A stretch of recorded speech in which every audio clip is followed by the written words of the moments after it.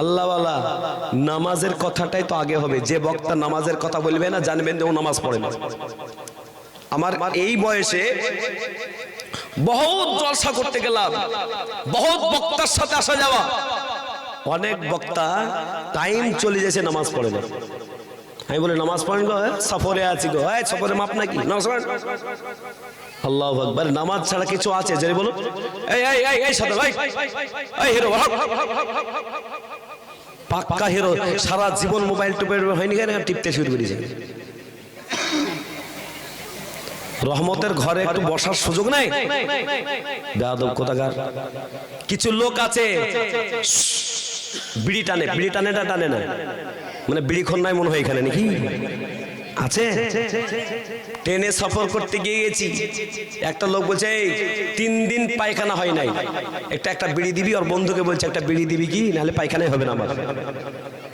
এরকম লোক আছে না নাই? জোরে বলো আছে। কিছু কিছু জায়গায় আছে মেয়েরা পর্যন্ত এদিকে বিড়ি বাঁধছে আর বিড়িও মারছে।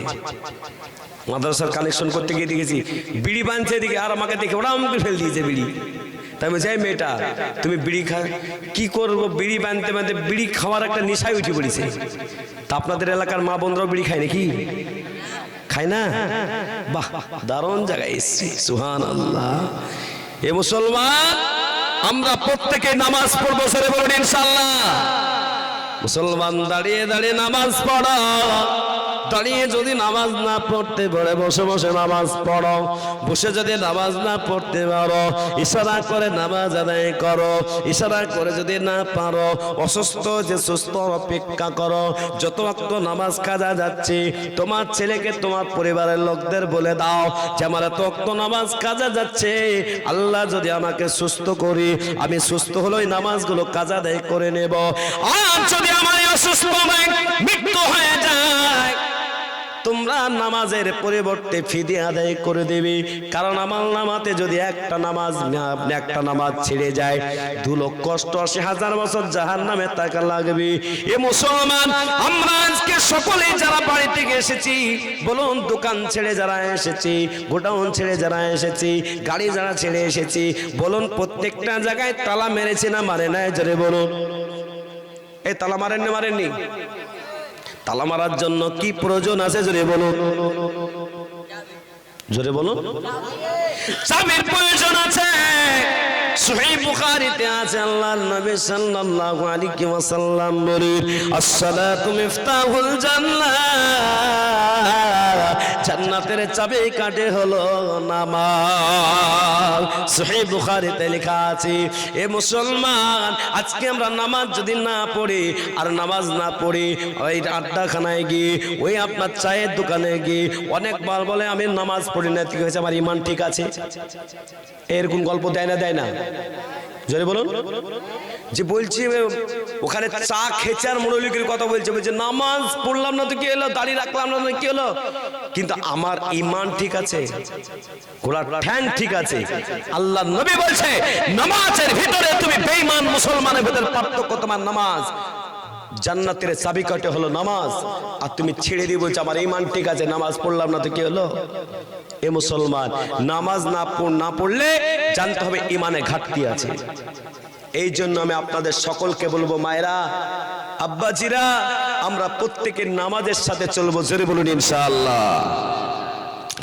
আমার ভাইরা, আমার মায়েরা, বোনেরা, বিশ্ব নবী সাল্লাল্লাহু আলাইহি ওয়াসাল্লাম বলেছে তোমরা আলিম হও, যদি আলিম না হতে পারো তালবে ইলম হও, যদি তালবে ইলম না হতে পারো দ্বীনের কথা শোনো, যদি দ্বীনের কথা না শুনতে পারো তাহলে তোমরা আলেম উলামাদেরকে, হুফাজদেরকে তোমরা ভালোবাসো। আল্লাহ পাক রব্বুল আলামিন তোমাকে জান্নাত দেবে। জোরে বলুন সুবহানাল্লাহ। আর একটু জোরে বলুন। আজকে মুসলমানকে সালাম দেয় না, মুসলমানকে সালাম দিতে চায় না। আজকে মুসলমান মুসলমানের সঙ্গে কথা বলে না, মুসলমান রাজনীতি করতে গিয়ে ভাই ভাইকে পর করে দিয়েছে, পাড়া প্রতিবেশীকে পর করে দিয়েছে। বলে ও কংগ্রেস, ও সিপিএম, ও তৃণমূল, তার বাড়ি যাবে না। কংগ্রেস সিপিএমের বাড়ি যায় না, সিপিএম কংগ্রেসের বাড়ি যায় না, সিপিএম তৃণমূলের বাড়িতে যায় না। বলুন এই পরিবেশে আমরা মুসলমানরা মার খাচ্ছে, মুসলমান মরছে কে? মুসলমান। মার খাচ্ছে কে? মুসলমান। মারছে কারা? মুসলমান। আর মজা লুটছে তারা যারা মুসলমান না তারা। ঠিক বলছি না বেঠিক বলছি? জোরে বলুন। এই মুসলমান, কবে আমাদের সুবিধা হবে? কবে আমাদের বুদ্ধি হবে? কবে আমাদের ইয়াদ হবে? কবে আমরা আল্লাহকে চিনতে পারবো? আমার আব্বাজিরা, আমার মায়েরা, বোনেরা, এই জন্য আজ থেকে আপনাদের সকলকে বলবো, বাপ বেটাকে সালাম করবে, বেটি মাকে সালাম করবে, মা বেটিকে সালাম করবে, বোন বোনকে সালাম করবে, স্বামী স্ত্রীকে সালাম করবে, স্ত্রীকে স্বামী সালাম করবে। কিন্তু আজকে সালামের প্রচলন একেবারে নাই। আজ থেকে নিয়ত করুন যে ইনশাআল্লাহ যতদিন আমরা বেঁচে থাকব মুসলমান মুসলমানকে সালাম দেব। বলুন ইনশাআল্লাহ। আপনাদের এখানে ঢুকাচ্ছিলাম গাড়ি রেখার পরে মাদ্রাসায় পা দিলাম, তো একটা লোক বা একটা ছেলে বেরোচ্ছিল, তো আমি আবার সালাম দিয়ে দিলাম, আসসালামু আলাইকুম বললাম। ও বাবা, মুখটা কেমন করলাম, আমি বলছি এ কি গো, সালাম দিয়ে পাপ করে দিলাম মনে হচ্ছে। হ্যাঁ, সালামের উত্তরটাও দিল না গো। আপনারা সকলে সালাম দেওয়া জানেন তো? এই জোরে বলেন, জানেন তো? একবার জোরে সোরে সালাম দেন তো দেখি। এই ছেলেটা ঠিক বলেছে, বাকি সব বেকার। আসসালামু আলাইকুম পাকড়ি হারে দিয়ে দিল, আসসালামু আলাইকুম ওয়া রাহমাতুল্লাহ এই পর্যন্ত দিতে হবে। সকলে দেন, জোরে বলুন। আপনাদের স্বামী স্ত্রীর ভেতরে মাঝে মাঝে ঝগড়া হয় কি হয় না? হয়। দেখেন বলছে না, যদি বলে, যদি বলি দেয় মৌলভী সাহেবকে বাড়ি গিয়ে ঠুকবে নাকি? যাদের স্বামী স্ত্রীর ভেতরে মেল মহব্বত নাই, আজকে আমার পরীক্ষিত আমলটা আপনাদের সামনে বলবো। বলুন, এক শ্রেণীর মানুষ বেদাত কাজ করে কি করে না? জোরে বলো। কি করে? পীর সাহেবের কাছে তাবিজ আনতে যায়। তাবিজ বুঝেন না? তাবিজ পড়া কি শিরক না? শিরক না? জোরে বলুন। তাবিজ পড়বো আমরা? তাবিজ কখনো আমাদের পড়া যাবে না। তা আমার মাদ্রাসায় চলে এসছে একটা লোক, ও কিন্তু যখনই আমার দেখা হয় তখনই কিন্তু আমার হাসি করে কথা বলে। কি বললেন? কিছু মানুষের আছে কথা বলতে গিয়ে হাসমুখ হয়, হয় না? হয় না? জোরে বলুন। কিন্তু ওই লোক একবারে রেগে আমার কাছে এসে, কি হলো, কি ব্যাপার, আপনি মনে হচ্ছে রেগে আছেন? তো মৌলানা সাহেব আর বলেন না, 1 মাস থেকে আমার স্বামী স্ত্রীর ঝগড়া জানা যায় না, তা আপনার কাছে একটা দোয়া লিখে নিতে এসেছি, একটা তাবিজ নিতে এসেছি। তাই বলো, আমার মতো মৌলবি তো তাবিজ দেয় না গো। বলছে না, ওই এক অমুকজন বললো, মানে না ভুল শুনেছেন। তা আমাকে 2টো মাদুলি দিচ্ছে। মাদুলি বুঝেন আপনারা? এই তাবিজ বুঝেন আপনারা? 2টো ঠোস, ওর ভেতরে কি ভরে দেয়, মম দি টাইট করে বলে পরে লট সব ঠিক হয়ে যাবে। বলুন এই কি ঠিক হবে? যদি বলো। এবার আমাকে বলছে একটা আপনাকে 2টা দোয়া দুদিকে করে দেন, একটা আমি পড়বো, আমার বউ পড়বে একটা, যেন ঝগড়া না হয়।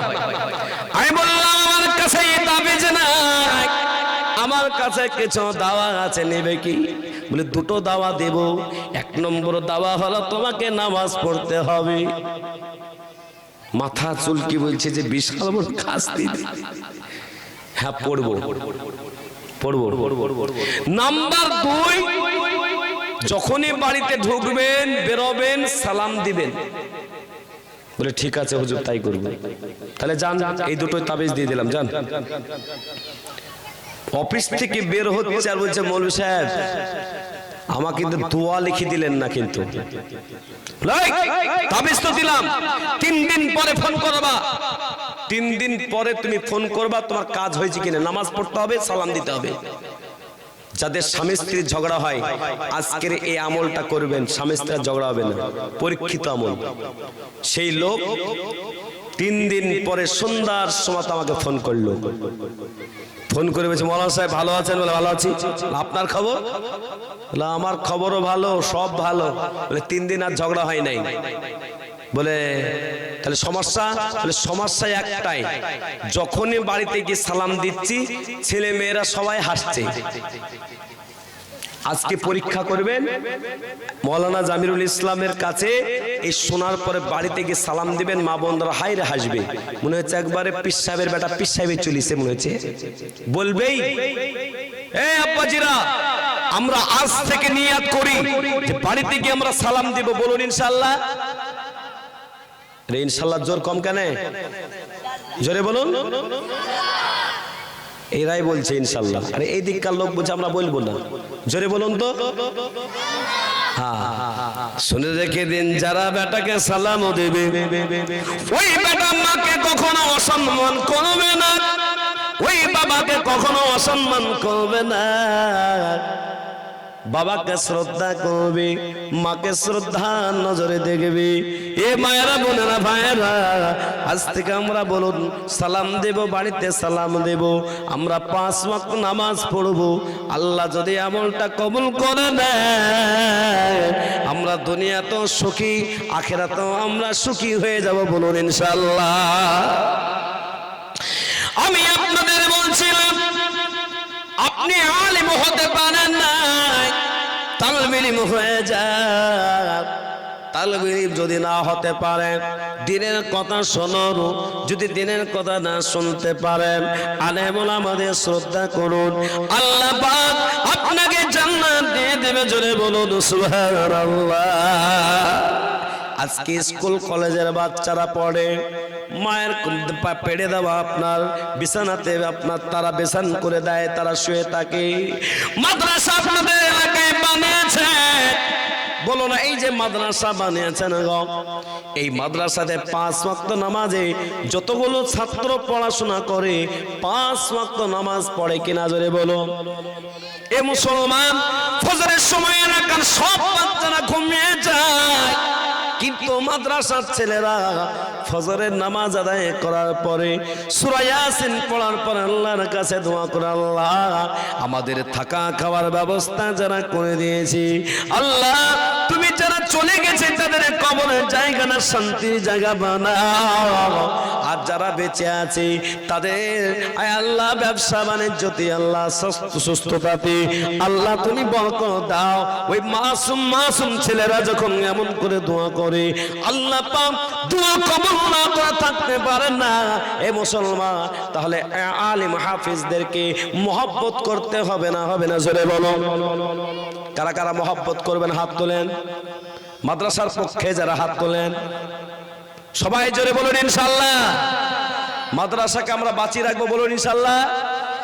এই মুসলমান, এই চরে অনন্ত মোড়ে চিন্ত না কেউ, আমিও চিনতাম না, আরো মৌলানারা চিনত না।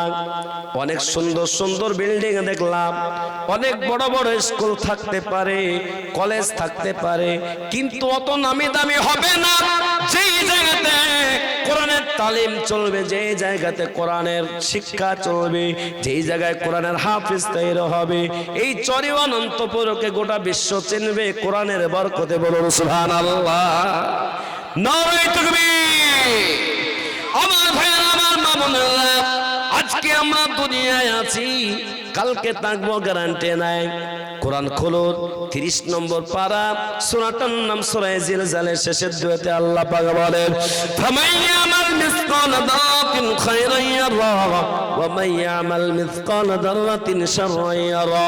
দুনিয়ায় বেঁচে থাকতে থাকতে যদি আমরা যারা পরিমাণ ভালো কাজ করতে পারি, আল্লাহ পাক সেই বদলা দিয়ে দেবে, আর যারা পরিমাণ যদি আমাদের দ্বারাই খারাপ কাজ